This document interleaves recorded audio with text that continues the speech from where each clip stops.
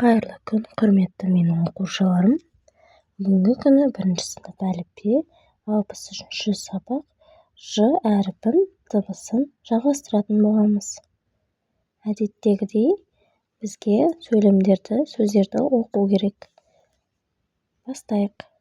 Жу, жуа, жуан, жусан, жең, жеңіл, жана, жаналық. Келесі тапсырмамыз сөз тіркесін құра. Берілген сөздеріміз бас әріппен басталмайды, ондай белгі жоқ екен. Назар аударайық. Сөз тіркестерін бірге құрайық. Жақсы адам, жаман зат, жуас адам, жана бұйым. Келесі тапсырмаға назар аударайық. Бізге мәтін берілген. Мәтіннің аты ат жарыс деп аталады екен. Мәтінді оқып шығайық. Мұқият тыңдаймыз. Ат жарыс. Жайлауда ат жарыс болды. Жанат шабандоз. Жарастың аты жорға. Бас, қамшыны бас. Алда келе жатқан кім?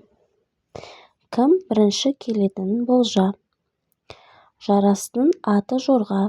Менің ойымша, жарас бірінші келетін секілді.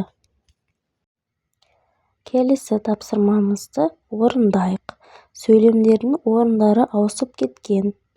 Оны біз ретке келтіріп, мәтінді құрауымыз керек. Ат жарыс болды. Бас қамшыны бас. Алда келе жатқан кім? Ал балалар, келесі тапсырмаға назар аударайық. Жолға шығатын адамды кім дейді? Жолға шығатын адамды балалар жолаушы деп атаймыз. Жаңбыр жауды деген сөз тіркесін дәптерімізге түртіп аламыз. Жаңбыр жауды. Не істеді? Жаңбыр жауды. Ал балалар, келесі сабаққа дейін кездескенше сау сәлеметте болыңдар.